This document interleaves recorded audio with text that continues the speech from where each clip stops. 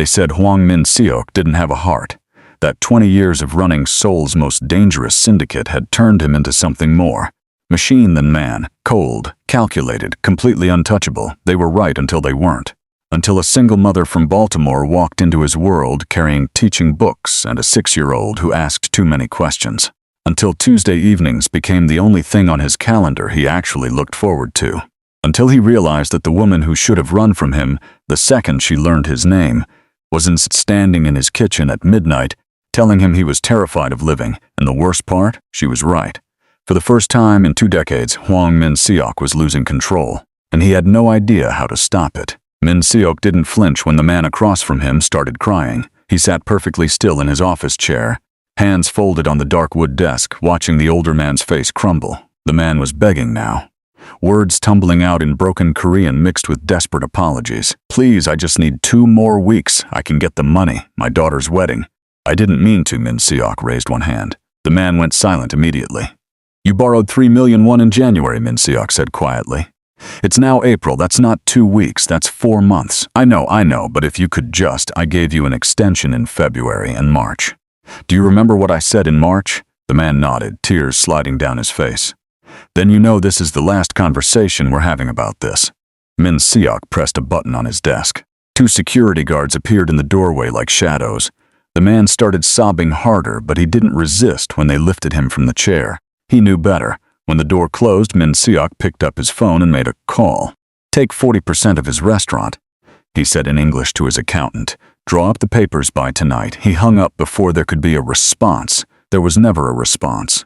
People didn't question Hwang Min-seok. He was 36 years old, and he'd been running the Hwang syndicate since he was 16. 20 years of making decisions that other people couldn't stomach. 20 years of turning his spine into steel and his heart into something that didn't feel things anymore. His second-in-command, young Tae-sung, walked in without knocking. That's how Min-seok knew they'd been friends since high school. Tae-sung was the only person alive who had that privilege. "Your mother called," Tae-sung said, dropping into the chair the crying man had just left. 3 times. "What does she want?" "Didn't say. Just said to come home early tonight. She's making dinner." Min-seok checked his watch. It was barely 3 in the afternoon. "Tell her I have meetings." "I already told her that the last 2 times. She said if you use work as an excuse again, she's coming here herself." Min-seok closed his laptop. His mother didn't make idle threats. "Fine, 6 o'clock." She said 5:30. Tae-sung grinned. "I'll let her know you'll be there at 5. After he left, Min-seok sat in his office and looked out at the Seoul skyline. His building was in Gangnam, surrounded by other glass towers full of other people making money and pretending their hands were clean. His phone buzzed, a message from his mother. "Wear something nice. We have a guest." He didn't respond. His mother was always trying to set him up with someone. Daughters of business partners, actresses, politicians' nieces. It never worked. Min-seok didn't date. He didn't have time and he didn't have interest. Romance was a weakness and he'd built his entire life on having none. At exactly 5:15, Min-seok walked into his mother's penthouse in Hanamdong. He could hear laughter before he even opened the door. His mother never laughed like that. He used his key and stepped inside. The first thing he saw was a little boy sitting on his mother's white carpet, coloring with markers that definitely weren't supposed to be used on the white carpet. The boy was humming something off-key and completely focused on his drawing. The second thing he saw was a woman sitting at his mother's dining table with papers spread out in front of her. She was explaining something in English, slowly and clearly, while his mother repeated the words. The third thing he saw, when the woman turned to see who'd come in, was her face. Min-seok stopped walking. She was beautiful, that wasn't the problem. He'd seen beautiful women before, but there was something about the way she looked at him, direct and unimpressed, that made him forget what he was supposed to say. "Min-seok, his mother said brightly, standing up. "You're early. You said 5. "I said 5:30. Tae-sung said 5. His mother smiled in that way that meant she'd planned this exactly. "This is Miss Talia Bennett. She's my new English tutor. Talia, this is my son." Talia stood up and gave him a small nod. "Hi," that was it, just hi. Not the usual bowing and nervousness he got from people who knew who he was. Not the flirting and eyelash batting he got from people who wanted something. Just a simple hi like he was a normal person who'd walked into a normal room. The little boy looked up from his coloring. "Hi, I'm Ian. I'm 6. "Ian, inside voice," Talia said without looking at him. The boy went back to coloring, volume reduced. Min-seok's mother gestured to the table. Sit, Talia was just teaching me about past tense. I have calls to make, Min-seok said. Make them later. Sit. He sat. Not because he wanted to, because arguing with his mother in front of guests wasn't something he did. Talia gathered her papers together quickly. We can finish another time, Mrs. Huang. I didn't realize you had family plans. No, stay. We still have 20 minutes. His mother checked her watch like this was a normal tutoring session and not an obvious setup. Min-seok pulled out his phone and opened his email. He could feel Talia looking at him, then looking away.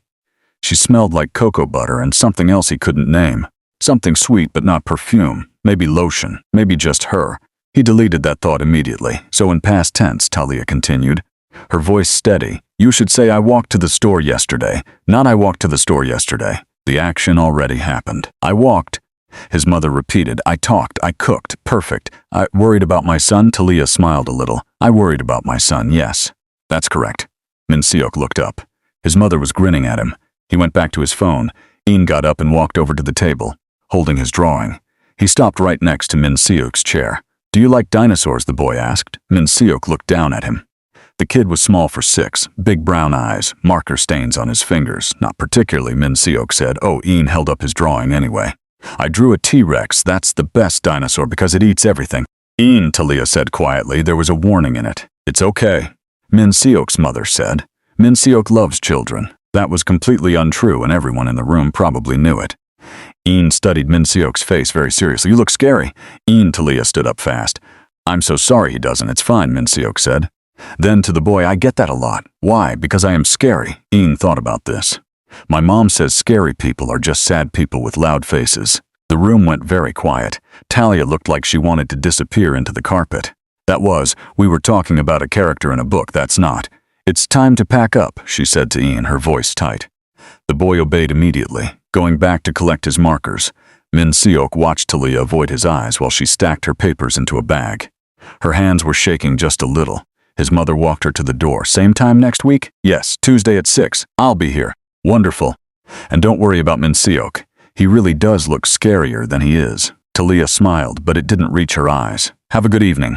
When the door closed, Min-seok's mother turned to him with her arms crossed.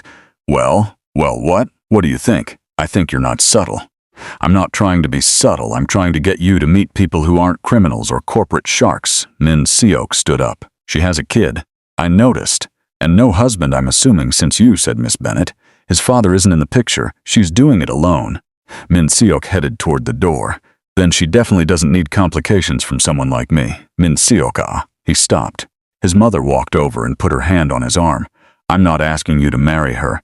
I'm asking you to remember that you're human. You've been frozen for so long I'm starting to forget what you looked like before. Before what? Before you decided feelings were dangerous. He kissed her forehead. I'll see you next week, Tuesday. 5:30. He didn't answer, but they both knew he'd be there. Hey, quick thing before we keep going. If you're enjoying this story so far, go ahead and hit that like button. Let me know in the comments if you've ever met someone who completely caught you off guard. I read every single one. All right, back to the story. Talia was still shaking when she got on the subway. Ian was chattering next to her about dinosaurs and the pretty lady's house and the scary man. With the quiet voice, she kept saying in the right places, but her brain was somewhere else completely. That apartment, that building. The security guards in the lobby who'd made her show 3 forms of ID just to get in, Mrs. Huang's watch that was probably worth more than 6 months of Talia's rent, and him. She'd Googled Mrs. Huang before taking the job. Standard practice, wealthy widow involved in charities, very private. Nothing concerning, but she hadn't Googled the son. Hadn't thought she'd need to, the way he'd looked at her when he walked in. Like he was taking her apart piece by piece and filing the information somewhere she couldn't see. Mommy, you're not listening, Ian said, pulling on her jacket. I am, baby. You were talking about the T-Rex. No, I finished T-Rex. I'm talking about the man. What about him? Do you think he's really sad? Talia looked down at her son. Sometimes 6-year-olds saw things adults tried to hide. I don't know him well enough to know that, but you said sad people have loud faces. I said some sad people hide it by looking angry. But that doesn't mean everyone who looks angry is sad. Oh. Ian swung his legs under the subway seat. I liked the lady, though. She gave me juice and cookies. That was nice of her. Are we going back? Next Tuesday, will the scary man be there? Talia, hope not. Maybe.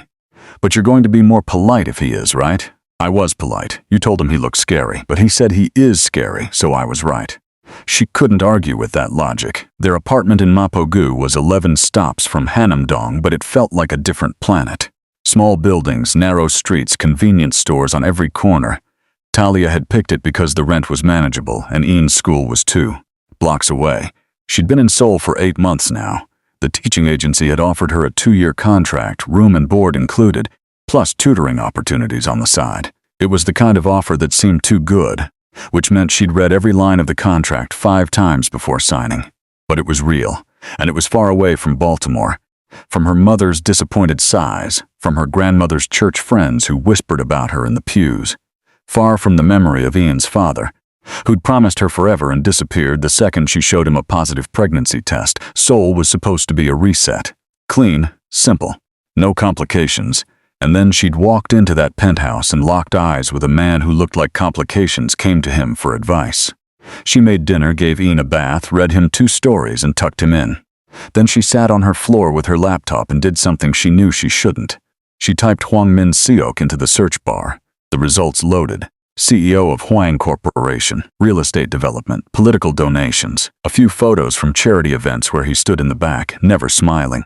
An article about his father dying 20 years ago, another about the company expanding into Japan. Nothing suspicious, nothing concrete. But Talia had grown up in West Baltimore. She knew what power looked like when it was trying to look legal. She knew what dangerous felt like even when it was wearing expensive clothes and speaking quietly. She closed her laptop. This was a tutoring job. 1 hour a week, professional. She'd teach Mrs. Hwang English, collect her paycheck, and keep her head down like she'd been doing for 6 years. No complications. She almost believed it. Tuesday came faster than she wanted. Talia got to the building at exactly 6 o'clock. Same security guards, same long elevator ride, same nerves in her stomach that she refused to name. Mrs. Hwang opened the door with a smile. Right on time. Come in, no sign of him. Talia felt herself relax. They settled at the table. Ian set up his coloring station in the corner without being asked. Mrs. Hwang had bought him new markers, the expensive kind that didn't bleed through paper. You didn't have to do that, Talia said. I wanted to. He's a sweet boy. They worked through verb conjugations and common phrases. Mrs. Hwang was a quick learner, sharp and funny. She told stories about trying to order coffee in English and accidentally asking for a dozen cats instead of lattes.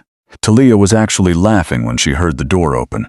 Her spine went straight automatically. Min-seok walked in carrying a white box. He stopped when he saw them, like he'd forgotten that this was happening. Oh good, his mother said. You're home early again. I'm not early. It's 7, is it? Time flies. He set the white box on the kitchen counter. Talia could see a bakery logo on the side. Fancy, probably expensive. I brought pastries, he said to his mother. Then, like an afterthought, there's enough for everyone. Mrs. Hwang got up immediately. How thoughtful. Talia, do you like pastries? I'm fine, thank you. Nonsense. Min-seok, bring the box here. He did. Set it on the table and opened it. Croissants, cream puffs, something with chocolate that made Ian's eyes go wide. Can I have one, Mommy? Talia wanted to say no on principle, but Ian was looking at the chocolate thing like it was Christmas. Just one. And say thank you. Thank you, Mr. Scary Man. Min-seok's eyebrow went up. Talia wanted to die. Ian, his name is Mr. Hwang. Oh, thank you, Mr. Hwang. You're welcome. Min-seok sat down, pulled out his phone, clearly planning to stay. Mrs. Hwang was watching both of them like this was her favorite television show. They went back to the lesson, but Talia couldn't focus the same way. She was aware of him 3 feet away, scrolling through messages, occasionally typing something. He'd changed out of his work clothes into a simple black shirt and dark pants. No watch tonight, no jewelry, just him. Ian got up with his chocolate pastry and stood next to Min-seok's chair again. What do you do? The boy asked, mouth full. Min-seok looked at him. I solve problems. What kind of problems? All kinds. My mom solves problems too. She's really smart. Min-seok's eyes flicked to Talia for half a second. I'm sure she is. She knows Korean and English and Spanish. That's 3 languages. How many languages do you know? 2. Oh, so my mom is smarter. Talia grabbed Ian's hand. Okay, that's enough socializing. Come finish your drawing. But Min-seok did something she didn't expect. He smiled, barely, just the corner of his mouth.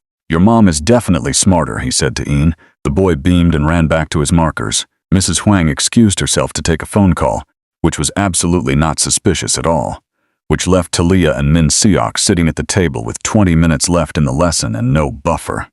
She shuffled her papers. I can come back another time if this is inconvenient. It's not. Your mother mentioned you're very busy. I am. But I'm here now. Silence. The uncomfortable kind. Then he said, how long have you been in Seoul?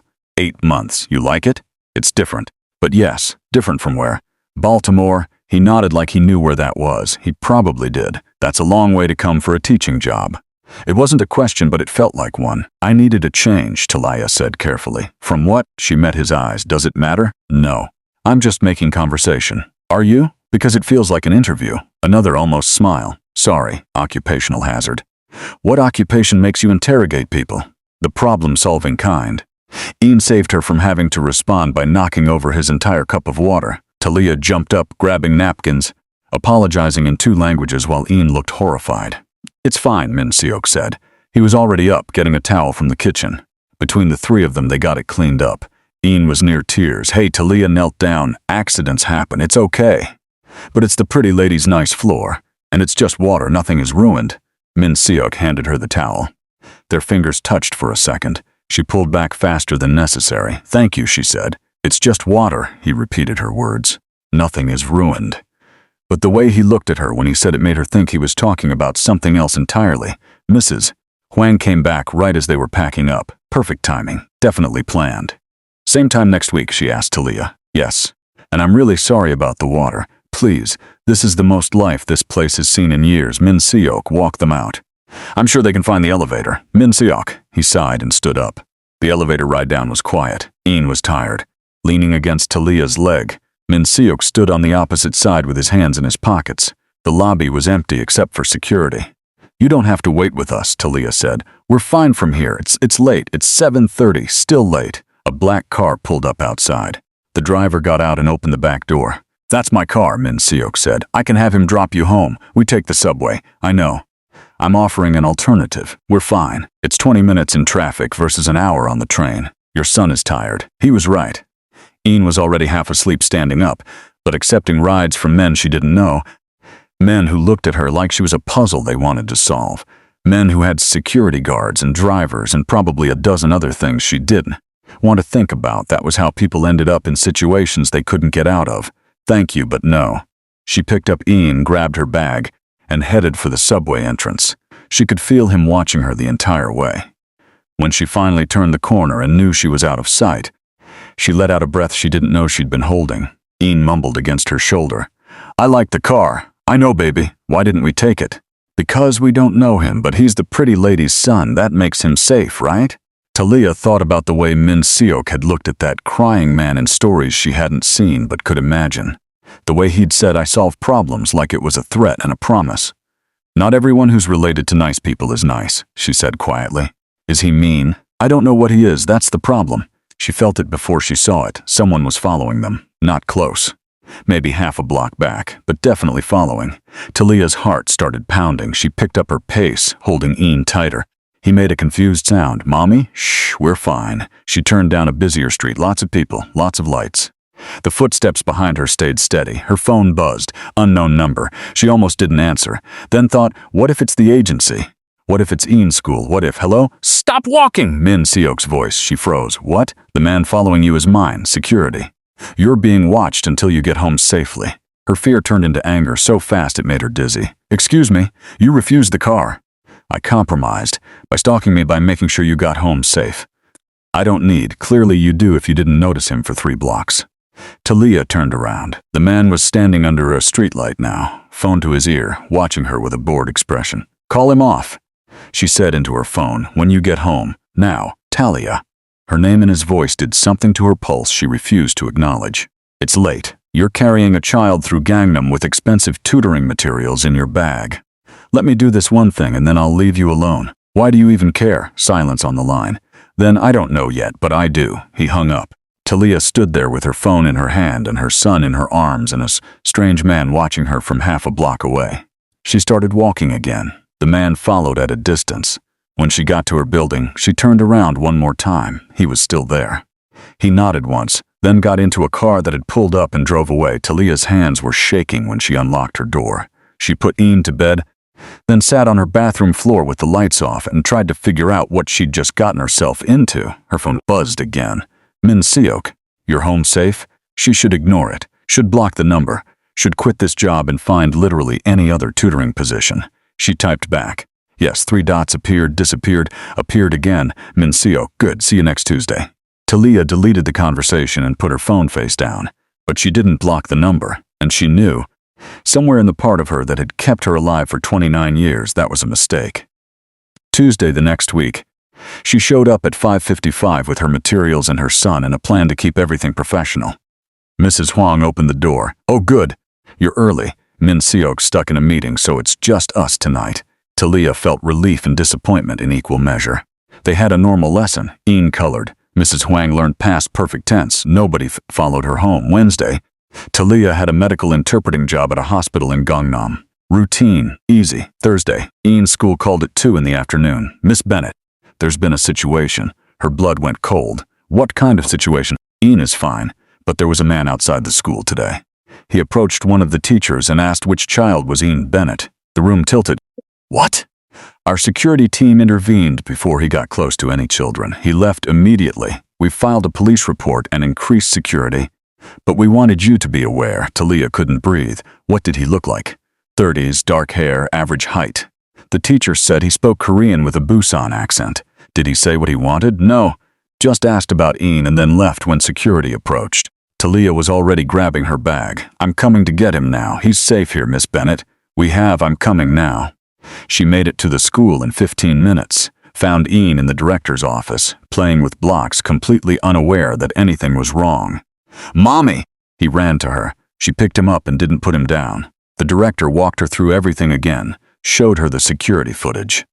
The man's face was partially covered, but she could see enough. She didn't recognize him. Do you know anyone who might want to locate your son? The director asked carefully. Talia's mind went to Ian's father, but he'd made it clear 6 years ago he wanted nothing to do with them. Why would he show up now? In Seoul? No, she said. I don't know anyone. But that wasn't quite true. She knew someone who'd had her followed home. Someone who solved problems. Someone who probably had enemies she didn't want to imagine. She pulled out her phone with shaking hands. Found Min-seok's number. Typed, we need to talk now. The response came in 10 seconds. Min-seok, where are you? Talia. Ian's school. Someone was asking about him. Min-seok, address. She sent it. Min-seok, don't leave. I'm coming. The director was talking about protocol and safety measures. Talia heard none of it. 20 minutes later, a black car pulled up in front of the school. Min-seok got out, followed by another man she didn't recognize. He walked into the school like he owned it, found her in the waiting area. His eyes went to Ian first, then to her. You're both okay? She stood up. Still holding Ian, we're fine, but I need to know if this has anything to do with you. Not here. Yes, here. Did you? Not here. His voice was quiet, but it cut through everything. He turned to the director. I need to see your security footage. I'm sorry, sir, but unless you're family, I can't. Min-seok pulled out his phone and made a call, spoke in rapid Korean, hung up. 30 seconds later, the director's phone rang. She answered it, her face going pale. Yes, of course, right away. She led them to the security office.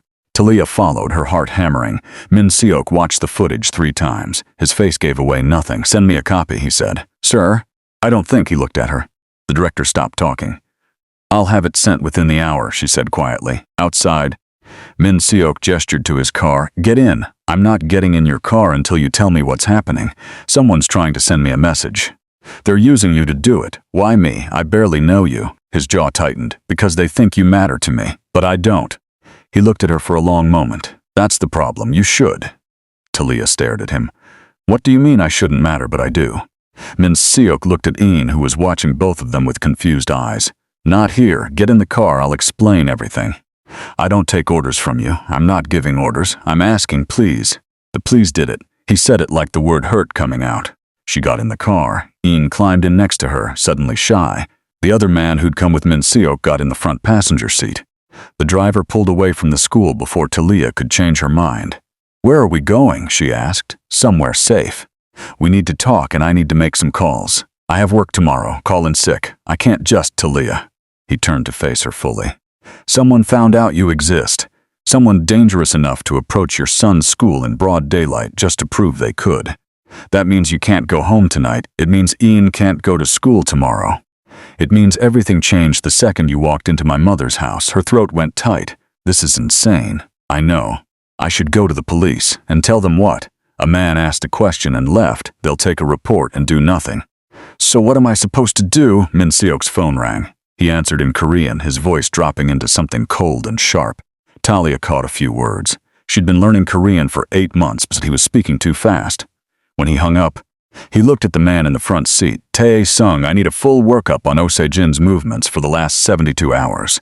Already on it, the man said without turning around, and pull security for the Hanam property. No one in or out without clearance. Your mother's not going to like being locked down. My mother will understand. Talia's head was spinning. Who's Oh Se-jin? Someone who's been looking for a weakness in me for about 5 years. And you think I'm that weakness? Min Seok met her eyes. I think he thinks you are, which makes you a target either way. Ian tugged on Talia's sleeve. Mommy, I'm hungry. She'd forgotten about dinner. Forgotten about everything except the panic sitting in her chest. We'll get you food soon, baby. I want chicken nuggets. We'll see what we can find. Min Seok said something to the driver in Korean. The man nodded. They drove for another 10 minutes, ending up at a building Talia didn't recognize, newer than Min Seok's mother's place. Taller, more glass. Where are we? One of my properties. It's secure. They took an elevator to the 20th floor. The doors opened directly into a penthouse apartment that was 3 times the size of Talia's entire building. Ian's eyes went huge. Whoa! Min Seok's phone rang again. He answered it, walking toward the windows. Tae-sung stayed near the door, typing on his phone. Talia stood in the middle of this strange, expensive space with her son's hand in hers and tried to figure out how her life had gone sideways in less than 3 hours. Miss Bennett, Tae-sung said, looking up from his phone. I'm young Tae-sung. I handle security for Min Seok. I need to ask you some questions. What kind of questions? Has anyone contacted you in the last 2 weeks? Phone calls, messages, people approaching you in public? She thought about it. No, nothing unusual. Any changes in your routine? New people at work, unfamiliar faces in your neighborhood? I work at a hospital 3 days a week. There are always new faces. What about the tutoring agency? Any strange requests or clients? Just Mrs. Huang, and that was a normal referral. Tae-sung glanced at Min Seok, who was still on the phone. That referral came through someone with connections to our organization. It wasn't random. Talia's stomach dropped. What? Mrs. Huang wanted an English tutor. Someone made sure you were the one who got assigned. Who? We're still figuring that out. Min Seok finished his call and came back over. Se-jin was at a business dinner in Gangnam tonight. Public. Lots of witnesses. Which means if this was him, he has people doing the work. You're not even sure it was him? Talia's voice went up. You're locking us in a penthouse over a guess? I'm locking you in a penthouse because I don't take chances with people I care about. The room went quiet. Min Seok looked like he hadn't meant to say that out loud. Tae-sung suddenly became very interested in his phone. Ian broke the silence. Do you have chicken nuggets here? Min Seok blinked. What? Chicken nuggets? I'm really hungry. I'll order food. Tae-sung said quickly, pulling out his phone again. What do you like besides nuggets, French fries, and juice boxes, and ice cream? Ian, Talia said. You don't demand things from people. I'm not demanding. I'm telling him what I like so he knows what to order. Tae-sung smiled a little. He has got a point. What about you, Miss Bennett? I'm not hungry. You should eat anyway, Min Seok said. It's going to be a long night. She wanted to argue, wanted to grab Ian and walk out of this place and pretend none of this was happening. But the scared part of her brain, the part that had kept her alive through bad neighborhoods and worse relationships, that part was saying stay. Stay where it's safe. Stay where he can't reach you, whoever he was. Fine, she said, order whatever. 30 minutes later, there was enough food on the table to feed 10 people. Ian ate his chicken nuggets and fell asleep on the couch before dessert. Talia covered him with a blanket that probably cost more than her monthly rent. Min Seok was in his office, door closed, voice low. Tae-sung sat across from Talia at the dining table. He's not usually like this. Like what? Protective. Careful.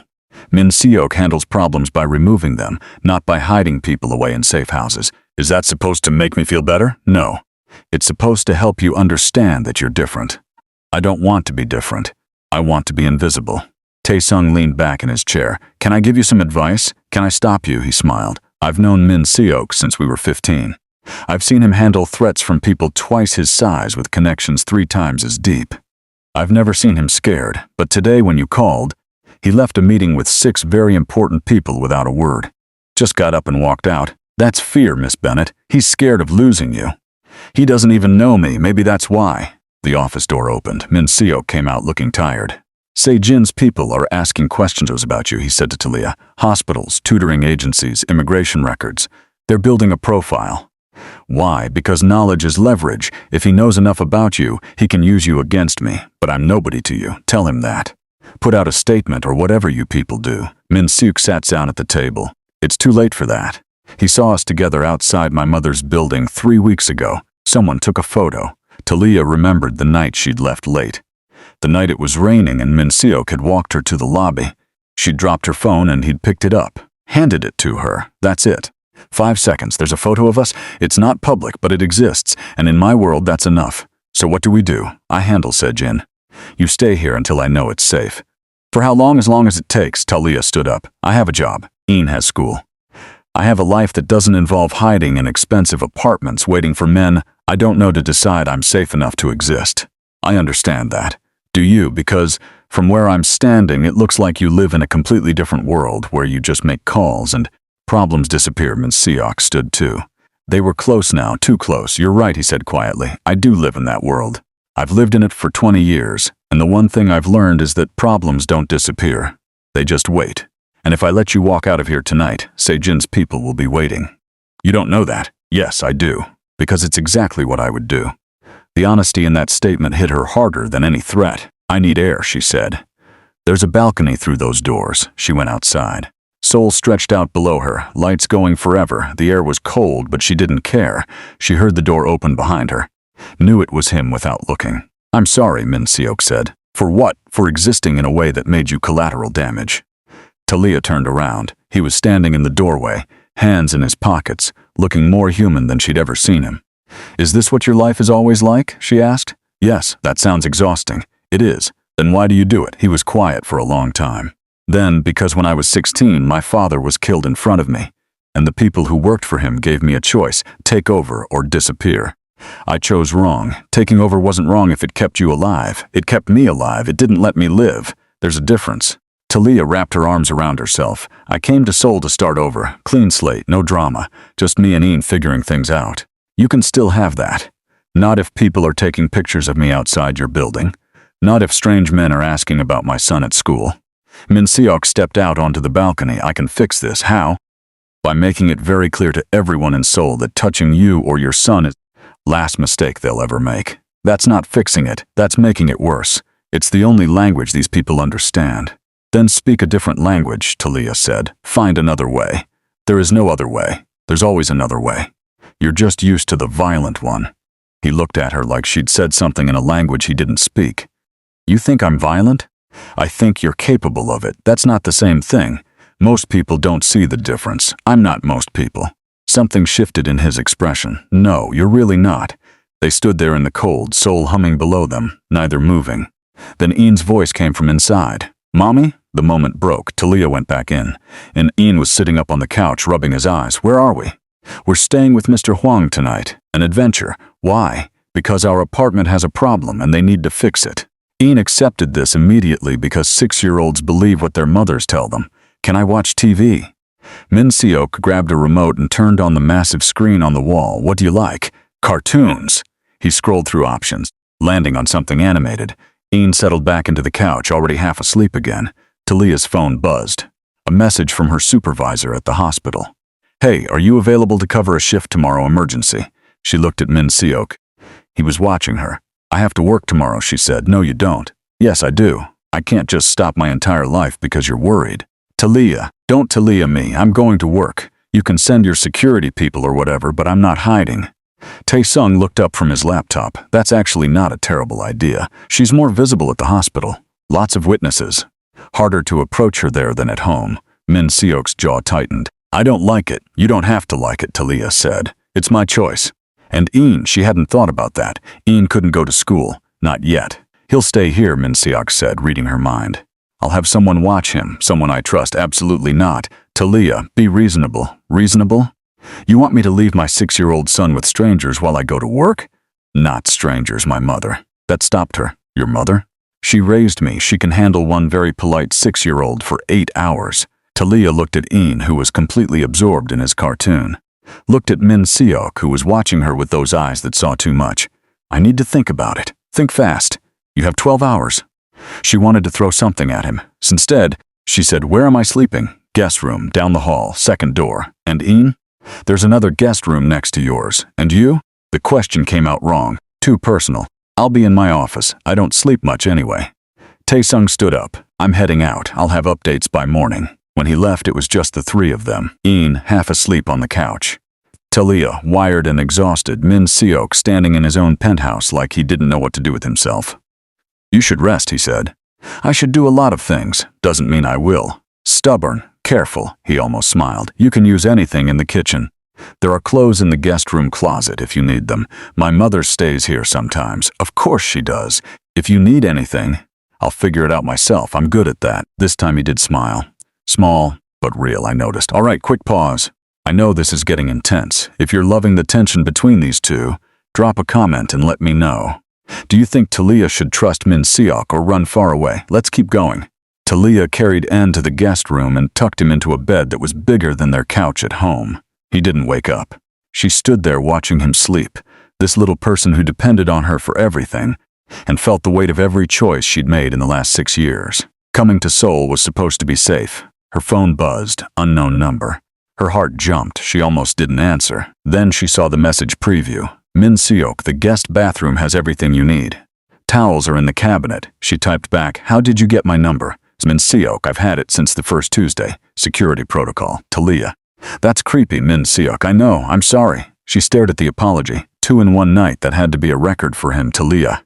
Do you do this often? Hide people in your penthouse? Min Seok, you're the first, Talia. Lucky me. Min Seok, I know you don't believe this, but I really am sorry you're in this situation. Talia.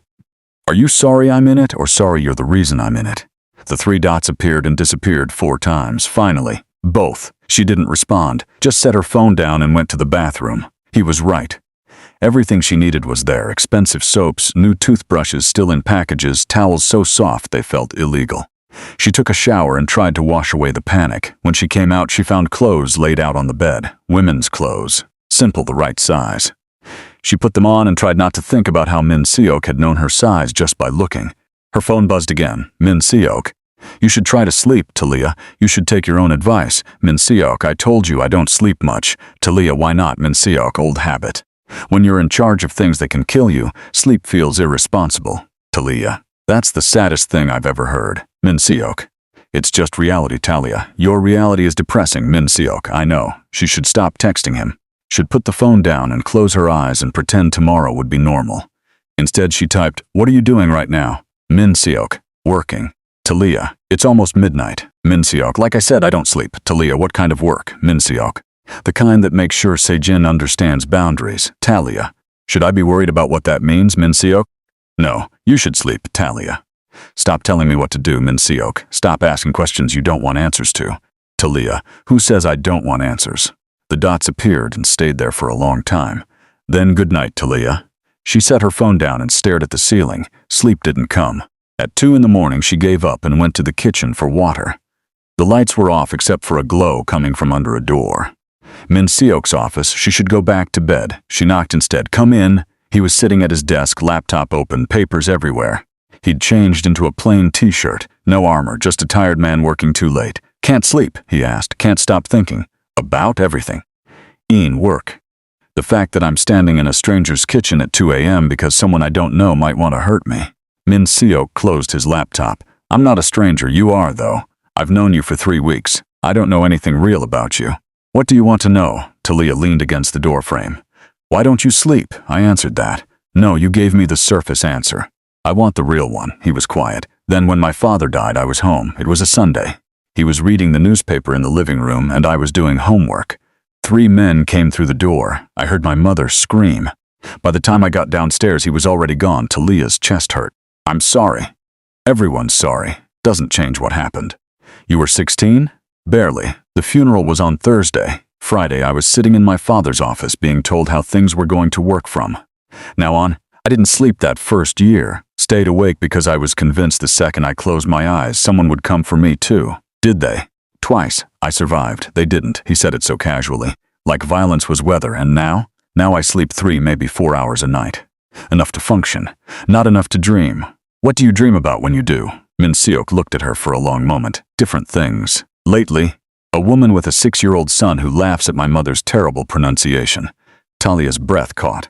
Min Seok, you should go back to bed. So should you. I have work to finish. It's 2 a.m. The work will be there in the morning. People like Sejin don't sleep. If I sleep, I lose ground. People like Sejin also don't have lives. Is that what you want? To be so busy surviving you forget to live? He stood up. Came around the desk. They were too close again. What do you think I should do, Talia? Walk away? Retire to a normal life where I have dinner at 6 and sleep 8 hours and pretend 20 years of choices didn't happen. I think you should try sleeping 5 hours instead of 3. Baby steps. He laughed, actually laughed. It changed his whole face. Baby steps. It's what I tell Ian. Big changes start small. You're good at this, the mom thing. I have to be. I'm all he's got. His father really just left? The second I told him I was pregnant. Haven't heard from him since. He's an idiot. Agreed. But also, I'm better off. Ian's better off. Some people aren't built for staying. Min Seok's voice went quiet. And some people don't know how to do anything else. The air between them felt heavy. Talia stepped back first. I'm going to bed. You should too. Maybe. Min Seok, 5 hours, baby steps, I heard you. She smiled and headed for the door. Talia, she turned. Thank you, he said. For what? For not running, most people would have. I still might. I know. That's what scares me. She left before she could say something stupid like I'm not going anywhere, because she didn't know if that was true. Morning came too fast. Ian woke up confused about where he was, then remembered and got excited about the big TV. Talia made him breakfast from Min Seok's kitchen that had more food than her apartment had ever seen. Min Seok appeared at 7, looking slightly less tired. Maybe he'd actually slept. My mother's on her way, he said. She'll be here by 8. I still don't know about this. Ian, Min Seok said, looking at her son. Do you like the pretty lady from Tuesday? Ian nodded through a mouthful of cereal. She's coming to spend the day with you. Is that okay? Is there going to be more cookies? Probably. Then yes, Min Seok looked at Talia. See? Resolved. You can't bribe a 6-year-old with cookies. I just did. Ian giggled. Mrs. Hwang arrived at exactly 8, carrying bags of activities and snacks like she'd been preparing for this her whole life. Talia, don't worry about a thing, she said, hugging her. We're going to have a wonderful day. Are you sure this isn't an imposition? Are you kidding? I've been asking Min Seok for grandchildren for years. This is practice. Min Seok looked like he wanted to disappear. A car was waiting downstairs. Driver in front, Tae-sung in the back. He's going with you, Min Seok said. I don't need a babysitter. He's not a babysitter. He's insurance. Tae-sung smiled. I'm very good at blending in. You're 6 feet tall and wearing a suit. I have a white coat in the car. I'll look like a doctor. Talia gave up arguing. Before she got in the car, Min Seok caught her arm gently. If anything feels wrong, call me immediately. Define wrong. Anything. Strange people, weird questions, gut feeling. I don't care how small. You call. Okay. I'm serious, Talia. I know, I'll call. He let go of her arm, but his eyes stayed on her face. Be careful. Always am. The hospital was busy. Which helped. Tatia fell into the rhythm of translating medical terms, helping families understand diagnoses, bridging the language gap between Korean doctors and foreign patients. Tae-sung really did blend in. He stayed near, but not obvious. Just another person in a white coat with a tablet. Everything was fine until lunch. Talia was in the cafeteria when her phone buzzed. Unknown number. She almost ignored it. Then she saw the message. Unknown. Does your son always wear a blue backpack to school? Her blood turned to ice. Another message came through. Unknown, cute kid. Smart too, I bet. Looks like his mom. Talia stood up so fast her chair fell over. Tae-sung was next to her in seconds. What's wrong? She showed him the messages. His face went hard. Don't respond. I'm calling Min Seok. They mentioned Ian. I know. Don't panic. He's with Mrs. Hwang in a secure building with 3 levels of security. He's safe. You don't know that? Yes, I do. Trust me. He made the call. Talia heard Min Seok's voice on the other end, sharp and fast. Tae-sung hung up. We're leaving now. I have 3 more hours, not anymore. Let's go. They were in the car in under 5 minutes. Talia's phone kept buzzing. Unknown. Not very polite to ignore people. Unknown. We just want to talk. Unknown. Tell Min Seok we're ready when he is. Tae-sung grabbed her phone, turned it off. Don't engage. That's what they want. Who are they? People who are about to regret every choice they made today. They got to Min Seok's building in record time. He was waiting in the lobby. The second Talia stepped out of the car, he was there. You're okay? She nodded, not trusting her voice. Ian? Upstairs with my mother. Safe. He looked at Tae-sung, traced the number, already done. Burner phone, turned off right after the last message. Min Seok's expression went cold in a way that made Talia's skin prickle. Then we moved to phase 2. What's phase 2? Talia asked. Min Seok looked at her. The part where I stopped being polite. Upstairs, Ian was building a tower out of blocks with Mrs. Hwang, completely unaware that anything was wrong. Talia went straight to him. pulled him into a hug that lasted too long. "Mommy, you're squishing me." "Sorry, baby, I just missed you. I missed you too. Look what we built." It was a very impressive tower. Talia made all the right sounds while her heart tried to remember how to beat normally. Mrs. Huang touched her shoulder. "He's been perfect. Not a single worry all morning." "Thank you, really, it's my pleasure, honestly." She lowered her voice. "Min-seo called me 15 minutes ago. Told me what happened. I've activated building security. No one gets up here without clearance." Talia looked at this elegant woman who was talking about security protocols like she was discussing the weather. "Does this happen often? In your family?" Mrs. Huang's smile was sad. "More than I'd like, less than it used to. Min-seo has worked very hard to make things quieter." "Quieter, not safer. In our world, they're the same thing." Min-seo came out of his office. He'd changed clothes, back in all black. Hair pushed back, he looked dangerous again. "I need to go out," he said. "Tae-sung will stay here with you." "Where are you going?" Talia asked. "To have a conversation." "With who?" "People who need to understand consequences." She stood up. "Min-seo, don't do anything stupid." "I never do anything stupid." "Calculated, yes. Stupid, no." "You know what I mean." He looked at Ian, then at her. "I'm not going to do anything that puts you in more danger, I promise." "That's not what I'm worried about." "Then what are you worried about?" "You." "I'm worried about you." The room went quiet. Mrs. Huang suddenly became very interested in Ian's block tower. Min-seo crossed the space between them. "I've been doing this for 20 years. I know what I'm doing. That doesn't mean you're invincible." "I'm not trying to be invincible. I'm trying to keep you safe. And I'm saying I don't want you getting hurt while doing it." Something shifted in his expression. "Why do you care?" "Because," Talia stopped. She didn't know how to finish that sentence. "Because Ian likes you, and your mother's been nice to us. And I don't want anyone getting hurt because of me." It wasn't the whole truth. They both knew it. "I'll be back in 3 hours," he said quietly.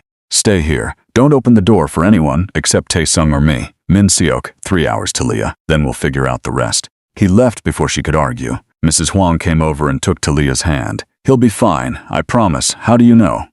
"Because he has something to come back to now. That changes everything." The 3 hours felt like 3 years. Talia tried to focus on Ian, on playing games and reading books and pretending everything was normal. But every sound in the hallway made her jump. Every buzz of her phone made her heart stop. Tae-sung sat by the door with his laptop, monitoring something she couldn't see. At hour 2, he got a call, answered it with just "yeah" and "understood" and "copy that." When he hung up, Talia was standing right there. "Well? They're wrapping up. He'll be back soon. Is he okay?" "He's fine." The other guys, not so much Tae-sung. He looked up at her. "You want the truth, or the version that lets you sleep tonight?" "Truth." Min-seo just made it very clear that touching you or your son means losing things people like to keep attached. Business deals, political connections, kneecaps. He was very thorough. Talia sat down. "He didn't. No blood, just leverage." "Min-seo doesn't need violence when he has information." "What kind of information?" "The kind that ruins lives if it goes public." "Sejin's people understand now. They won't come near you again." And Sejin himself, Tae-sung's smile was sharp. "They're meeting tomorrow." "Neutral ground, very civilized." "That doesn't sound civilized." "It's not, but it's necessary." Ian came over with his drawing. "Mr. Tae-sung, do you like spaceships?" "I love spaceships." "Good, because I drawed you in one. See? That's you, and that's me, and that's Mr. Min, and that's Mommy." Talia looked at the picture. 4 stick figures in a very crooked spaceship, all holding hands. Her throat went tight. "It's beautiful, baby." "I know, I'm really good at drawing." "You are." The door opened. Min-seo walked in looking exactly the same as when he'd left. No blood, no torn clothes, no signs of anything except maybe tiredness around his eyes. Ian ran to him. "Mr. Min, look what I drawed." Min-seo took the picture, studied it seriously. "Is this us?" "Yeah, we're in space." "Because space is cool and also safe because bad guys can't fly to space." "That's very logical." "I know, Mommy says I'm smart." "Your mommy is right." He looked at Talia over Ian's head. "I'm okay," his eyes said. "Thank God," hers said back. Mrs. Huang stood up. "I should head home, Talia. You and Ian are welcome to stay here tonight. I think it's safer. We can't keep imposing. It's not imposing." Min-seo has 4 bedrooms and uses one. The space should be lived in. Min-seo nodded. "Stay, please." Talia was too tired to argue. "Okay, one more night." After Mrs. Huang left, after Ian was settled watching a movie, Talia found Min-seo in the kitchen making tea. "Tell me the truth. Is it handled?" For now isn't good enough. It's all I have. Sejin understands that you're off limits, but he's not happy about it." "So what happens tomorrow at this meeting?" Min-seo poured hot water over tea leaves. "We establish new boundaries. He stays out of my business. I stay out of his, we shake hands and pretend to be civilized. And if he doesn't agree, then things get complicated. More complicated than threatening a 6-year-old. Min-seok's hand tightened on the teapot. He didn't give that order. One of his people went rogue trying to impress him. That person has been handled. Handled how? You don't want to know. Stop deciding what I want to know. He set the teapot down and turned to face her fully. Fine. The man who sent you those messages is currently on a plane to Singapore with a new job and very clear instructions never to return to Seoul. His family has been compensated generously for his sudden relocation. Everyone's happy except him. You exiled him. I removed a threat. There's a difference. You sound like a mobster. I am a mobster, Talia. I've been trying to tell you that. No, you run a real estate company. I run an empire built on my father's empire built on his father's empire. The real estate is just the legal face. Underneath is 20 other things I don't talk about in polite company. Talia leaned against the counter. Why are you telling me this now? Because you keep looking at me like I'm going to turn into a good person if you wait long enough. I'm not. This is who I am. I don't think you're a good person. No. I think you're a person who does bad things for reasons that make sense to you. That's different. Min-seok stared at her. You're not afraid of me. Should I be? Most people are. I'm not most people. We established this already. He smiled a little, handed her a cup of tea. They stood there drinking tea in his kitchen while Ian's movie played in the background and Seoul sparkled outside the windows. Can I ask you something? Talia said. Always. Why do you care, really? You could have just told Sejin I was nobody. Could have cut ties with your mother's tutoring sessions and never seen me again. Why didn't you? Min-seok was quiet for a long time. Then, do you believe in moments that change everything? What do you mean? I mean, I've lived 36 years a certain way, every decision calculated, every relationship transactional, every emotion locked down because emotions get people killed in my world. And then you walked into my mother's dining room and looked at me like I was just some guy who came home early, not the head of the Huang Syndicate, not someone to be afraid of or impressed by, just some guy. You are just some guy. No, I'm really not, but for 10 seconds, when you looked at me like that, I wanted to be. Talia's chest felt too tight. Min-seok, I'm not expecting anything, he said quickly. I know this is insane. I know you have every reason to run. I just need you to understand that this, you being here, Ian drawing pictures with all of us in spaceships, it's the most normal I've felt in 20 years. And I don't want to lose that. I'm not running. You should, probably, but I'm not. Why not? She set down her teacup. Because Ian hasn't had a father figure in his life ever. And watching you hold his drawings like they're important documents, watching you actually listen when he talks about dinosaurs and spaceships, it does something to me, makes me think maybe not all men are like his father. Maybe some of them stay. I don't know how to be a father. You don't know how to be a lot of things. Doesn't stop you from trying. Talia, I'm dangerous. My life is dangerous. Getting close to me puts you both at risk. We're already at risk. Those messages prove that. At least if we're close to you, you can protect us. That's not a good reason to stay. It's not the only reason. He went very still. What's the other reason? She looked at him. Really looked. At the tiredness he tried to hide, the loneliness he wore like armor, the way he softened just slightly when Ian said his name. I don't know yet, she said honestly. But I think I want to find out. The air between them felt electric. Min-seok's phone rang. He ignored it. It rang again. You should get that, Talia said. It can wait. Min-seok. He sighed and answered. What? His expression changed. Went hard. When? Pause. I'll be there in 20 minutes. He hung up. I have to go out again. Now? It's almost 8. Sejin moved up the meeting. He wants to talk tonight. That sounds like a trap. It probably is, but I still have to go. Talia grabbed his arm. Then take backup. Take Tae-sung or whoever else you trust. Tae-sung stays here with you. I don't need a babysitter. You need protection. And I need to know you're safe so I can focus.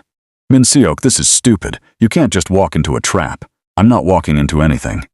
I'm meeting him at a restaurant in Gangnam public. Lots of witnesses.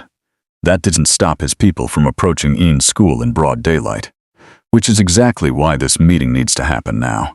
Before things escalate further, she didn't let go of his arm.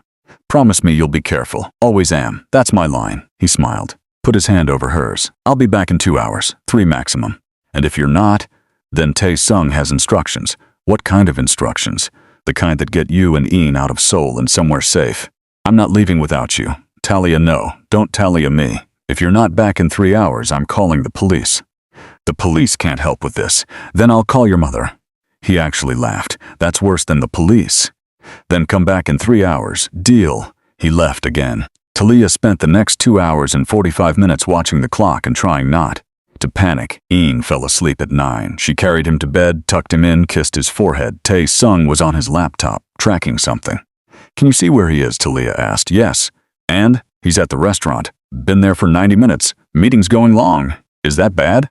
"Could be good, could be bad. Hard to say. You're very reassuring. I'm very honest. There's a difference."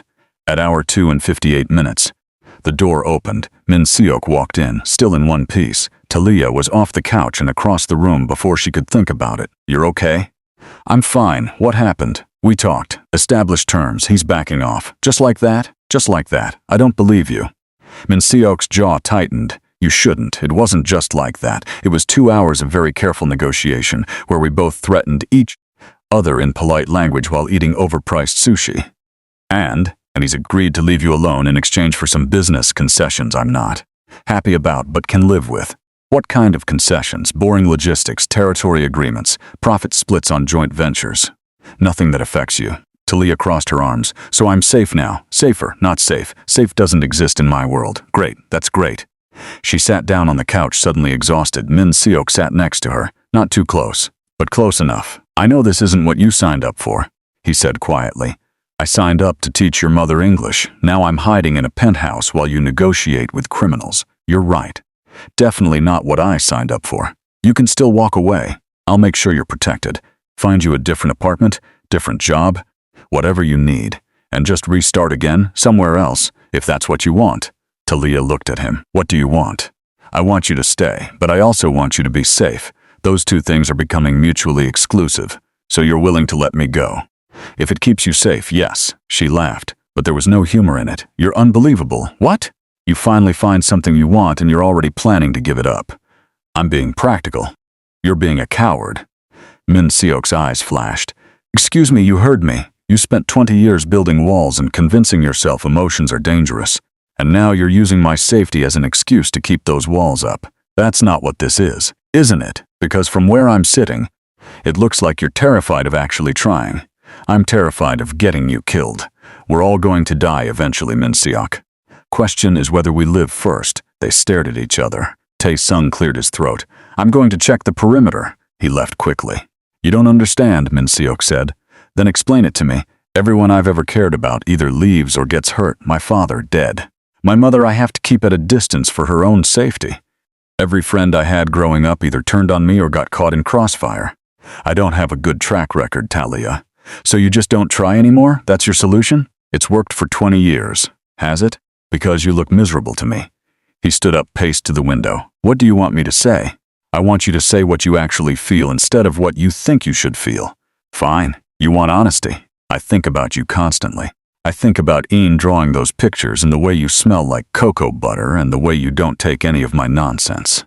I think about what it would be like to come home and have you both here, to be something other than what I am. And then I remember that people like me don't get that. We get power and money and fear, not families, not happiness, not you." Talia stood up too. "Who decided that? 20 years of evidence. That's not evidence, that's you being scared. I'm not scared. You're terrified, I can see it." He turned to face her. "And what about you? You're standing there acting like you're ready for this. But you ran halfway across the world to get away from the last man who hurt you. What makes you think you won't run from me too?" The words hit harder than they should have. "That's not fair," Talia said quietly. "None of this is fair, that's my point. Before you keep going, I need to know something. Are you Team Talia or Team Min-seok in this fight? Who do you think is right? Comment below. Now let's see how this plays out." They stood on opposite sides of the room, the space between them full of things neither knew how to say. Finally, Talia spoke. "You're right, I did run. I ran from Baltimore, from my family, from everyone who looked at me like I was a mistake. And yeah, part of me wants to run from this too, because this is scary and complicated and nothing like what I planned. So why don't you? Because Ian drew us in a spaceship. Because your mother makes him cookies, and you keep his drawings like they matter. Because when someone threatened him, you didn't hesitate. You just handled it, and maybe I'm tired of doing everything alone." Min-seok's expression softened. "Talia, I'm not saying I have all the answers. I'm not saying this isn't insane. I'm just saying, maybe we could try, carefully, see what happens. And when things get dangerous again, because they will, then we handle it, together. You make it sound simple. It is simple. You're the one making it complicated. He crossed the room, stopped right in front of her. If we do this, if we actually try, you need to understand something. I don't know how to do this. I'll make mistakes. I'll probably revert to controlling everything, because that's what I know. I'll work too much and forget to sleep and make decisions without asking you first. Okay? Yeah, and I'll probably close off when things get hard because that's what I do. I'll be stubborn and independent and refuse help even when I need it. I'll doubt everything and question your motives and prepare exit strategies I'll never use. Min Seok smiled. We're a mess, completely. This is going to be a disaster, probably. He reached for her hand, slowly. Giving her time to pull away, she didn't. His fingers closed around hers. I haven't held someone's hand since I was 16, he said quietly. How does it feel? Terrifying. Good terrifying or bad terrifying, I don't know yet. They stood there, hands linked, the city glittering outside. We should set rules. Talia said, boundaries. Okay, like what? Like Ian comes first. Always, if this affects him negatively, we stop. Agreed, what else? Honesty, no more half-truths or protecting me from things you think I can't handle. I'm a grown woman, I can handle reality. That one's going to be harder for me. Try anyway. Okay, my turn. If you want out, you tell me. You don't just disappear. You don't make the choice for both of us. Talia squeezed his hand. Deal. And we go slow. I don't want to rush this and ruin it. Slow. I can do slow. They stood there for another moment. Then Talia yawned. Seok smiled. You should sleep, so should you. I will. 5 hours. Baby steps. I'm holding you to that. He walked her to the guest room door, didn't let go of her hand until the last possible second. Good night, Talia. Good night, Min Seok. She closed the door and leaned against it. Her phone was on the nightstand. She picked it up, saw 3 messages from the hospital asking if she was okay, 2 from the tutoring agency asking the same thing. She responded to both with generic reassurances. Then she scrolled to Min Seok's number, typed a message. Talia, are you actually going to sleep?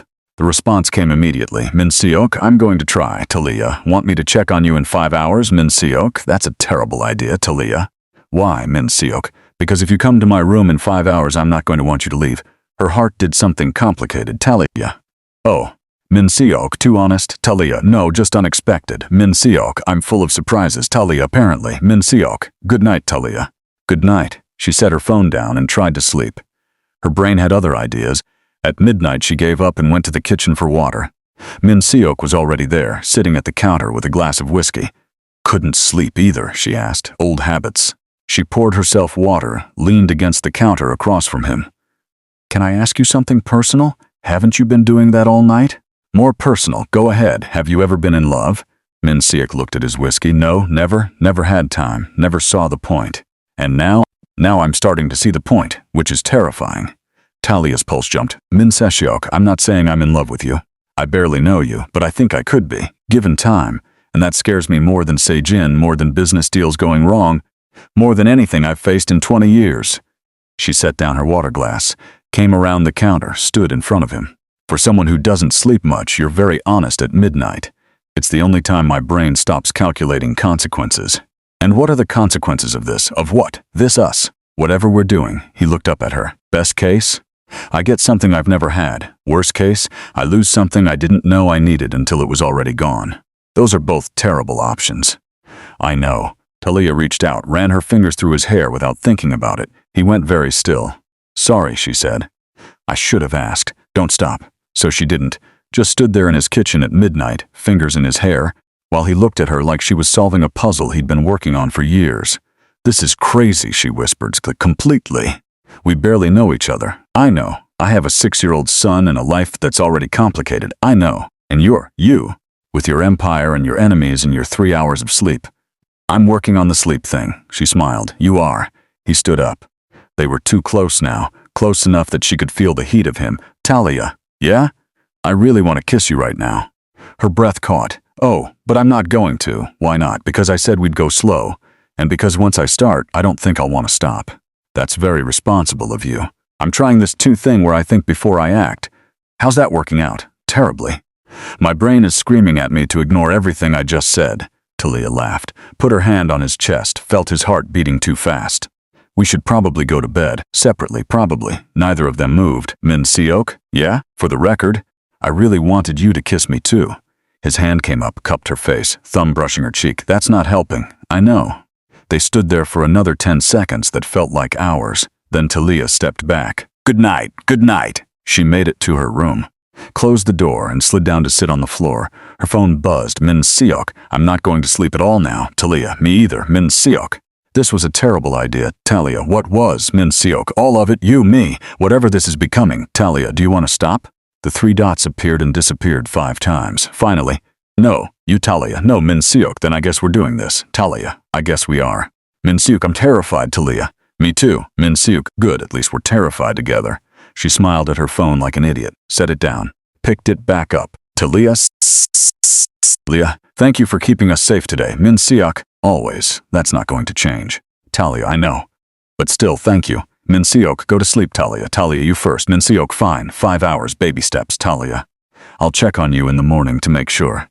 Min Sask, that sounds like a threat. Talia, it's a promise. Min Sask, good night. Good night. This time she actually slept and dreamed of spaceships and stick figures holding hands. Morning came with sunlight through windows Talia forgot weren't hers. She found Ian already awake, sitting at the counter eating cereal while Min Seok made coffee. Both of them looked comfortable, like this was normal. Mommy, mister.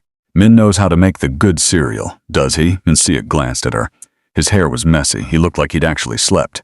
5 hours, he said quietly. Really? Really, I set an alarm to prove it. Something warm spread through her chest. Baby steps, baby steps. Ian swung his legs. Are we staying here forever? No, baby, just until our apartment is fixed. But I like it here. There's 6 kinds of cereal and a TV the size of a wall. Talia looked at Min Seok. We should probably talk about that, the apartment situation. After breakfast, he said. Coffee first. He poured her a cup, added cream without asking the right amount. How did you know? I pay attention. They ate breakfast like a family. Talia kept waiting for it to feel weird. It didn't. After Ian was settled with his cartoons, Min Seok pulled her into his office. We need to make a plan, he said. For what? For keeping you both safe while you have your life back. You can't stay here forever. Ian would argue with that. Min Seok smiled. He's got good taste, but seriously, I've been thinking. Your apartment in Mapogu isn't secure enough. Too many access points, no doorman, no cameras. It's what I can afford. I have a building in Yongsan, 3-bedroom units, better security, same rent you're paying now. Talia crossed her arms. You can't just move us into your building. Why not? Because it's too much. It's practical. I have empty units. You need a safer place. Problem solved. Min Seok, I can't accept charity. It's not charity. It's me sleeping better at night knowing you're somewhere I can actually protect. That's still charity wrapped in control issues. He sighed. Fine, pay market rate. I'll give you a lease and everything official. But please consider it. After yesterday, I can't. I need to know you're somewhere safe. The vulnerability in his voice got her. I'll think about it. That's all I'm asking. His phone rang. He checked it, frowned. I need to take this. Go ahead, he answered in Korean, his voice immediately shifting to business mode. Talia watched him pace, throwing out commands, problem-solving in real time. This was his world. Power and control and decisions that affected lives, and somehow she was starting to exist in it too. When he hung up, he looked tired again. Problem? Always. One of my development projects hit a snag. Permits being delayed, probably because Sejin's leaning on someone at City Hall. I thought you two had an agreement. We do. He's just testing boundaries, seeing what he can get away with. So what are you going to do? Lean back. Remind him why testing me is a bad idea. Without violence, I promised you that. And you keep your promises? He looked at her directly, always. Tae-sung showed up an hour later with news. Sejin wants another meeting tonight. Min Seok's jaw tightened. He had his meeting. Apparently he has new concerns, wants to discuss them in person. What kind of concerns? He didn't say. Just said it's urgent. Talia felt her stomach drop. This doesn't feel right. It's not, Min Seok agreed, but I still have to go. Why? Why do you have to play his games? Because if I don't, he'll see it as weakness, and weakness invites problems. So you're just going to walk into whatever he's planning.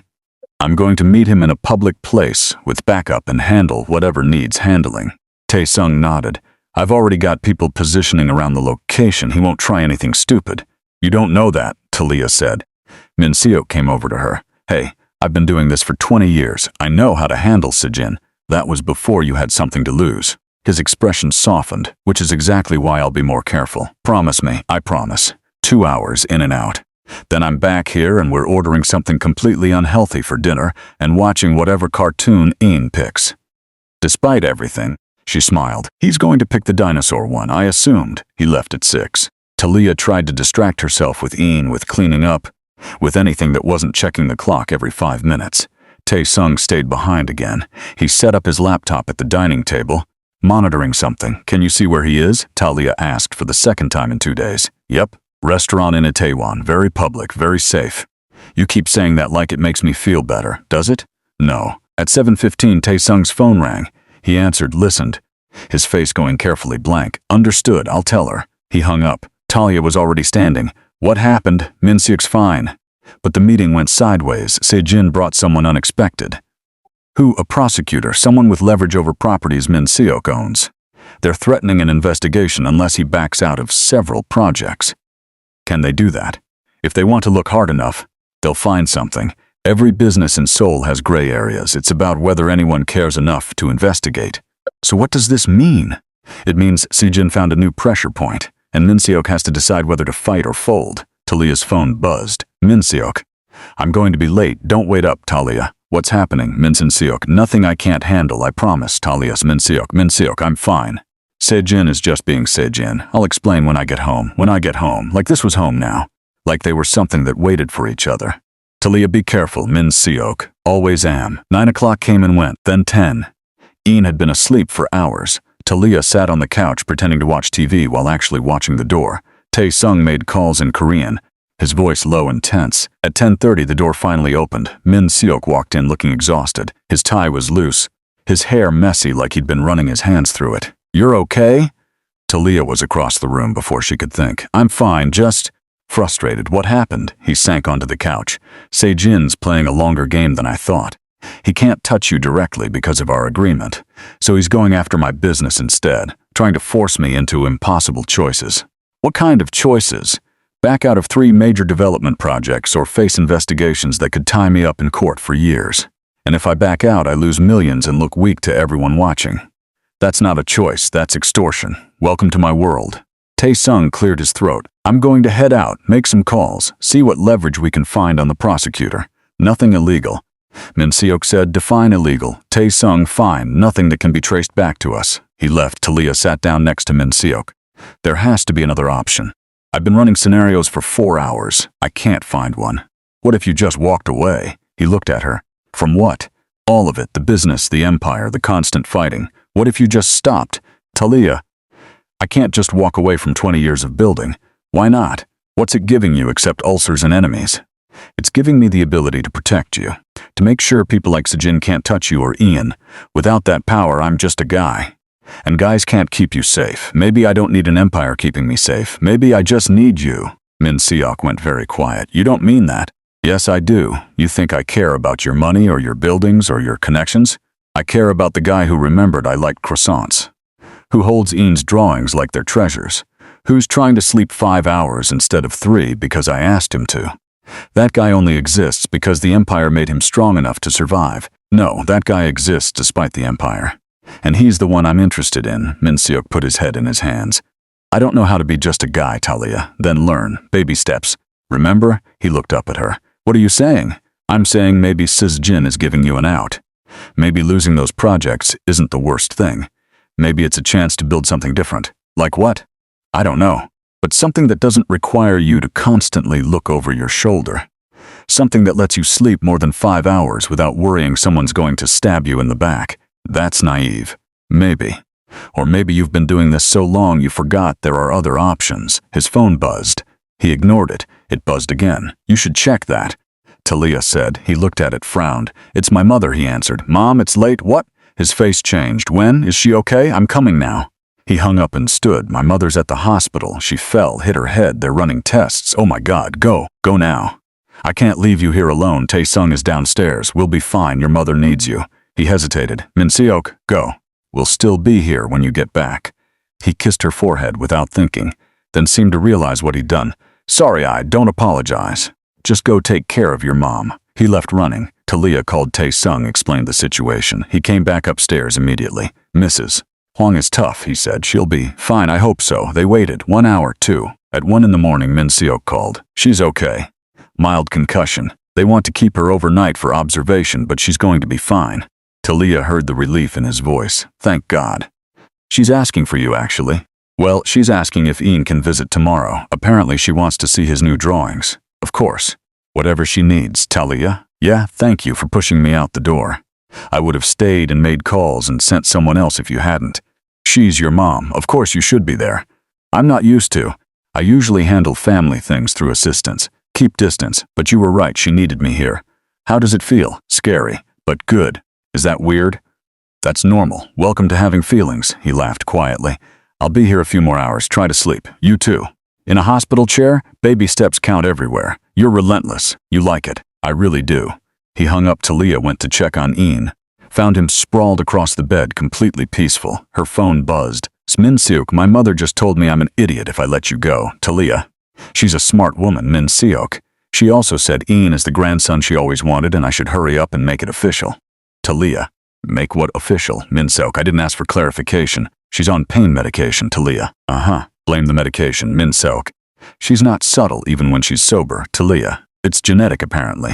Min-seok, are you saying I'm not subtle, Talia? You had me followed home after our second meeting. Min-seok, that was for safety.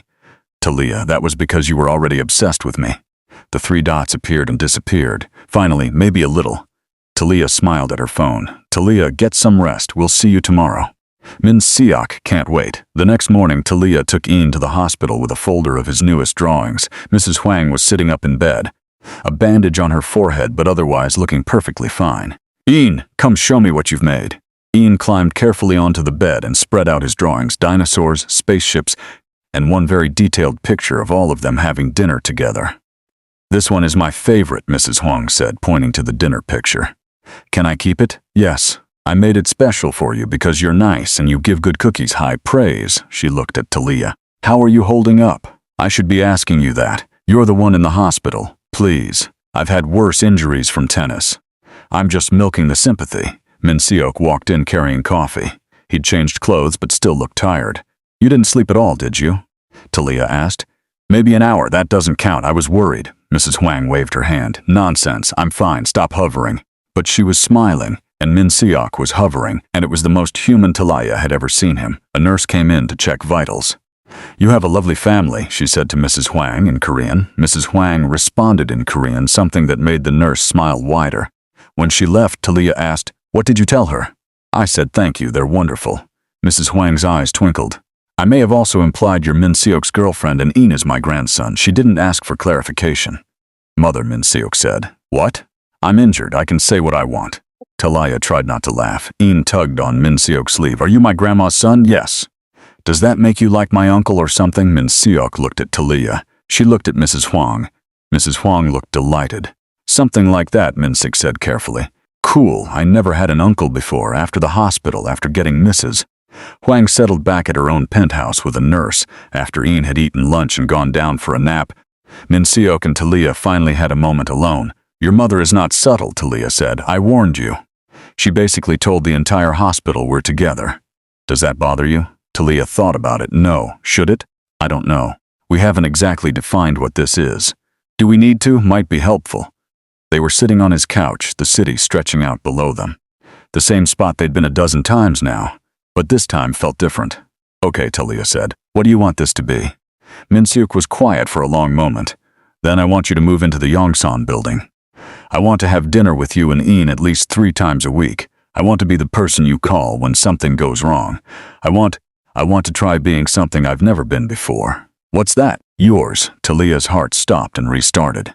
That's very smooth for someone who claims he doesn't know how to do this. I've been practicing that speech in my head for 6 hours. It was good. You should use it more often. So is that a yes? To which part? All of it, any of it, whatever you're comfortable with. Talia shifted closer. I'm scared. Me too. What if this doesn't work? Then at least we tried. That's more than I've done in 20 years. What about Sejin? The business problems? All the dangerous parts of your life? I'm working on that, making changes. It won't happen overnight, but I'm trying to build something different. Something that doesn't require constant fighting. Because of me, because of you, because of Ian. Because I'm tired of surviving and I want to try living, she kissed him. Just leaned over and kissed him before she could think about all the reasons it was complicated. He froze for half a second. Then his hand came up to cup her face and he kissed her back like she was the answer to a question he'd been asking forever. When they pulled apart, Both breathless, Talia laughed. So much for going slow. We made it 3 weeks. That's slow for me. 3 weeks is nothing. In my world, 3 weeks is an eternity. She kissed him again, softer this time. We should stop, she whispered against his mouth. Probably. Ian could wake up any minute. Very true. Neither of them moved. Then Ian's voice came from the hallway. Mommy, I'm thirsty. They jumped apart like teenagers. Talia stood smoothing her hair. Coming, baby! Min-seok stayed on the couch, looking dazed. You okay? She asked. I have no idea what I'm doing. Good, me either. We'll figure it out together. 2 weeks later, Talia and Ian moved into the Yongsan apartment. It was beautiful, bigger than anywhere they'd lived, safe. Close to Ian's new school, the one with better security and a program for English speakers. Min-seok had tried to buy them furniture. Talia had threatened to move back to Mapogu. They'd compromised on him buying Ian a bed and Talia picking out everything else herself. Baby steps. The first dinner in their new place was pizza on the floor because the dining table hadn't been delivered yet. Min-seok showed up with flowers and a bottle of wine and absolutely no idea what to do with a 6-year-old who wanted to wrestle. Do kids actually wrestle? He asked Talia while Ian tried to tackle his legs. Apparently this one does. I don't know the rules. Pretty sure there are no rules. That's terrifying. But he got down on the floor anyway, letting Ian climb on him while Talia took a picture she'd treasure forever. After Ian went to bed, they sat on the floor drinking wine and talking about nothing important. I signed papers today, Min-seok said, officially stepping back from 2 of the 3 projects Se-jin wanted, keeping the one that matters, the community housing development, the one that actually helps people. How does it feel? Like losing, but also like relief. Is that weird? No, that's growth. I'm putting Tae-sung in charge of day-to-day operations for the rest, keeping oversight but not running everything myself. So you can sleep more than 5 hours? So I can have dinner with you and Ian 3 times a week. Maybe more if you'll let me. I'll think about it. Liar, you've already decided yes. She smiled. Maybe. He reached for her hand. I'm still going to make mistakes. Still going to want to control things. Still going to have a past that's complicated. I know. And you're okay with that? I'm okay with trying. Seeing where this goes. Even though it's scary, especially because it's scary, the good things usually are. Before we wrap this up, I need you to do something. If this story made you feel anything, if you smiled or got butterflies or stayed with me this whole time, hit that subscribe button. I've got more stories like this coming, and you don't want to miss them. Now, let's finish this. 3 months later, Ian's school had a family day. Talia almost didn't ask Min-seok to come. It felt too big, too relationship-defining. But Ian had drawn a picture of all 3 of them for the event and asked very seriously if Mr. Min could come, so she asked. Min-seok said yes before she even finished the question. The day of, he showed up in jeans and a plain shirt, no tie, no armor. Just a guy attending a 6-year-old school event. They made crafts, played games. Min-seok was hilariously bad at the 3-legged race, and Ian thought it was the funniest thing in the world. Other parents watched them. Talia waited for the judgment, the stares. What she got instead was normal. People asking where they were from, how long they'd been in Seoul. Standard parent small talk. Min-seok held her hand the whole time. When it was over, Ian was exhausted and happy. They walked him home, gave him dinner, put him to bed. Then Talia and Min-seok sat on her couch, his arm around her shoulders, her head on his chest. Thank you for today, she said. For what? Being there, trying, all of it. That's not something you thank people for. That's just what you do when you care about someone. I care about you too, in case that wasn't obvious. He kissed the top of her head. It's becoming obvious. Still terrifying, but obvious. You use that word a lot. What word? Terrifying, because you are. This is. The thought of losing it keeps me up at night. I thought you were sleeping better. I am. 6 hours now, sometimes 7. But still, the fear is there. Talia tilted her head to look at him. You know what I'm afraid of? What? That one day you'll wake up and realize this is too normal for you. That you'll miss the chaos and the power and the empire building. Not a chance. You sound very sure. I am. You know why? Why? Because Ian asked me today if I wanted to come to his birthday party next month. And I realized I couldn't remember the last time I looked forward to something that wasn't a business deal. But I'm looking forward to that party. To seeing him blow out candles, to whatever terrible birthday cake you let him pick, to all the normal, boring, beautiful things I didn't know I was missing. Talia felt her eyes sting. That's the most romantic thing anyone's ever said to me. It's true, though. I know. That's what makes it romantic. He shifted so he could look at her properly. I love you. The words hung in the air between them. You don't have to say it back, he added quickly. I needed you to know. Min-seok. Yeah? I love you too. His smile was the most genuine thing she'd ever seen on his face. Yeah, you're terrible at crafts and you overpaid for Ian's birthday present even though I told you not to, and you still work too much. But you try. Every day you try to be better than you were, and I love that. I love you. He kissed her, slow and sweet and full of promise. When they pulled apart, Talia was smiling. What? He asked. Your mother is going to be impossible when she finds out we said I love you. She already knows. I told her last week. You told your mother before you told me? I needed practice. She's a good sounding board. What did she say? She said about time, and also she's already planning our wedding, Min-seok. I told her to slow down. We're taking baby steps, remember? Baby steps don't include wedding planning. Try telling her that. Talia laughed and kissed him again. Outside, Seoul glittered and hummed. Indifferent to one man learning to sleep more and one woman learning to trust again. Indifferent to a 6-year-old boy who drew families and spaceships and believed in happy endings. Inside, in a modest apartment in Yongsan, 3 people who had no business finding each other built something that looked a lot like home. 6 months after that, Min-seok proposed. Nothing fancy, just the 3 of them having dinner, Ian covered in spaghetti sauce, the dishwasher broken, everything perfectly imperfect. He got down on one knee in the kitchen while Ian cheered and Talia cried.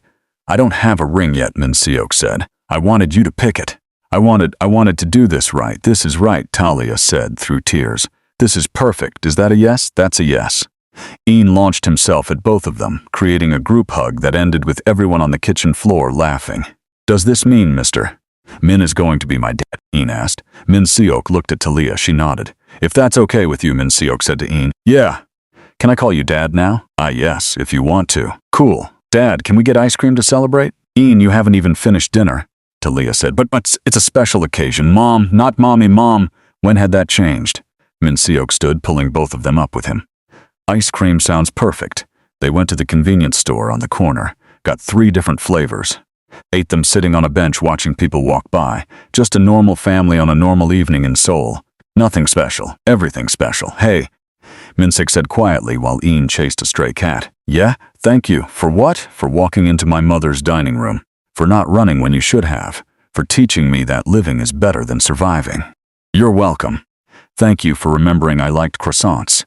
That was the beginning of everything, wasn't it? Probably. Good. I'll remember to thank that bakery in my wedding vows. She laughed and leaned into him, his arm coming around her automatically. Ian came back. No cat, but covered in dirt. Can we get a cat? He asked. No, Talia said. Absolutely, Min-seok said at the same time. They looked at each other. We're going to have to work on unified parenting strategies, Talia said probably. But not tonight. Not tonight, she agreed. They walked home through Seoul streets, Ian between them holding both their hands. Talking about the cat he definitely wasn't getting, and the birthday party coming up, and everything and nothing. Above them, the city lights competed with stars. Around them, millions of people lived their lives, fought their battles, built their empires. Inside them, something quiet and true and lasting took root. All right, that's it. That's the story of Min-seok and Talia, and how a man who never loved anyone lost complete control when a single mom walked into his life. If you made it this far, if you felt the butterflies and the tension and the love, do me a favor, subscribe to this channel, hit that notification bell. I've got more stories coming that'll make you feel all the things. Drop a comment telling me what you thought. Did you love them together? What was your favorite moment? I read every single comment. Thank you for spending the last hour and a half with me. Until next time, remember that the best love stories are the ones nobody saw coming. See you in the next one.